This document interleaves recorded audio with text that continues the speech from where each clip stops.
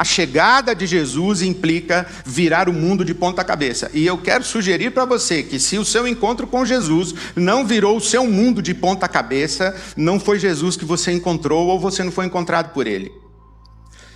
Se Jesus não obriga você a rever todas as suas ideias, todos os seus conceitos, não obriga você a uma profunda transformação, não é Jesus com quem você está se relacionando. Se ao andar com Jesus você rotineiramente não se depara com interpelações e exigências que você automaticamente diz: isso não vai funcionar, isso não dá certo, isso é contraintuitivo. Se você não se depara com esta realidade que obriga você a rever e rever-se, não é Jesus. O Novo Testamento, ele é escrito a partir da experiência das comunidades que nascem ao redor de Jesus Cristo, seu nascimento, sua morte e sua ressurreição. E essas comunidades que nascem ao redor de Jesus Cristo, Jesus como a absoluta, grande novidade do mundo de então, e novidade até hoje, essas comunidades, elas estão convivendo pelo menos com 3 grandes culturas: a cultura judaica, a cultura grega e a cultura romana. A cultura judaica dizia que só existe um Deus. Há um caminho muito longo no Velho Testamento para que se chegue a essa conclusão de que existe apenas um Deus. O mundo do Velho Testamento é um mundo de muitos deuses. Cada povo tem o seu Deus, cada etnia tem o seu Deus, cada região tem o seu Deus, cada fenômeno da natureza tem um Deus equivalente. É um mundo de muitos deuses. Israel nasce numa cultura de muitos deuses.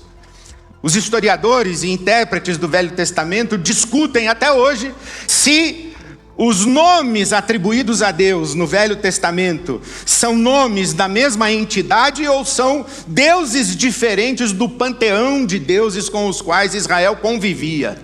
Yahvé, Elohim, são títulos, são nomes. Há uma discussão que Israel é, durante um tempo, inclusive, um povo que considera a existência de muitos deuses, até que chega à conclusão de que tudo bem, tem muitos deuses, mas tem um que é o principal. Isso se chama enoteísmo. É dizer, olha, tem muitos deuses, mas tem um que é o maior de todos, tem um que é o mais poderoso, tem um que é o perfeito, tem um que é o criador de todos, tem um que é o Senhor dos senhores, é o Rei dos reis. Mas existem vários, isso é enoteísmo. Até que num longo processo de depuração, Israel vai concluir e vai afirmar que todos os deuses são falsos, são ídolos e que existe somente um, Yahvé. Todos os outros são ilusões, são obras feitas pelas mãos dos homens, são objetos de prata, de madeira, são artefatos humanos nos quais o ser humano projeta as suas divindades inventadas por eles mesmos, os seres humanos. Então Israel diz, olha, só tem um. Aí Jesus aparece e diz, eu e o Pai somos um. Israel diz, não é possível, não são dois, só um. Jesus diz, não, mas quem me viu a mim, viu o Pai. Eu sou filho dele, e se você está procurando por ele, olha para mim. Eu sou o caminho, a verdade e a vida, ninguém chega nele senão através de mim. Por quê? Porque eu e ele somos um só. Israel diz, não é possível, só existe um. E Jesus diz, olha, eu e ele, pelo menos dois. E depois Jesus complica e diz, e na verdade, pessoal, surpresa, são 3. Eu, o Pai e o Espírito Santo. O Paráclitos, somos 3, é uma grande mudança. Isso é tão revolucionário que até hoje ninguém entendeu esse negócio.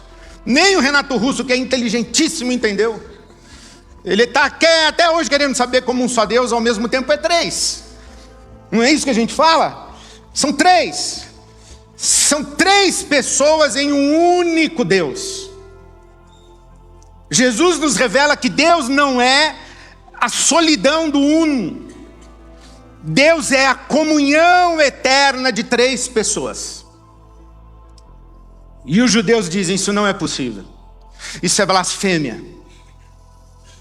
Os gregos diziam o seguinte: o espírito é o espírito, a matéria é a matéria, o espírito tem primazia sobre a matéria, o espírito e a matéria são realidades incompatíveis, o mundo ideal, o mundo das ideias, o mundo ideal é incompatível com o mundo sensível, o mundo do corpo, da carne. A carne e o corpo é a prisão da alma, a alma está presa no corpo, e a alma será plena quando desprender-se do corpo, e como se fosse uma bexiga de gás hélio, é isso mesmo? Uma bexiga que sobe é gás hélio? Aí a bexiga sobe, né? O Platão dizia, olha, quando a alma se desprender do corpo, ela vai subir na direção da plenitude, porque enquanto a alma está presa no corpo, ela não será plena. Aí aparece Jesus e diz, eu sou o Espírito, eu sou a divindade, eu sou um com o Espírito Criador de todas as coisas, e eu me fiz carne. Os gregos dizem, não é possível que o eterno caiba no finito. Não é possível que o espírito puro habite o corpo impuro. Não é possível que o imaterial eterno tenha comunhão e seja compatível com o material efêmero. Não é possível que o perfeito esteja em comunhão íntima, absoluta com o imperfeito. Não é possível. Aí vem o evangelho que eu leio para você, que no princípio era o verbo. Ele estava com Deus, ele era Deus, ele estava com Deus no princípio, todas as coisas foram feitas por intermédio dele, sem ele nada do que existe teria sido feito. E o verbo se fez carne, e vimos a sua glória, glória como unigênito vindo do Pai, cheio de graça e de verdade. Ninguém jamais viu a Deus, mas o Deus unigênito que está junto do Pai o tornou conhecido. Jesus diz, olha, é na carne que Deus se revela de maneira cabal, definitiva, explícita, inequívoca. É na carne, não é lá no mundo das ideias, não é lá na espiritosfera, é na carne, no corpo. O verbo se fez carne. Os gregos dizem, não é possível, isso é loucura. Os romanos diziam, nós somos a luz do mundo, contra Roma ninguém pode. E o que organiza o mundo bárbaro, o que coloca ordem nas trevas e nesse caos histórico é a luz romana, e o cetro do imperador romano e a espada do exército romano, porque nós afirmamos que o que organiza o mundo é o poder. Aí vem Jesus e diz, nada disso. O que organiza o mundo não é o poder. O que organiza o mundo é o amor.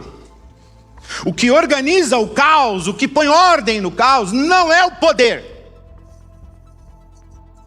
O que organiza o caos é a capacidade do poderoso não usar todo o poder que tem. E isso se chama amor. Deus é o único poderoso que impõe limites ao seu próprio poder. Isso é amor. Coloque poder na mão de alguém, esse alguém vai usar o poder. E vai usar o poder em benefício de si mesmo. Vai usar o poder para subjugar os outros. Vai usar o poder para impor a sua vontade sobre a vontade dos outros. Isto é, vai usar o poder que tem para escravizar os outros.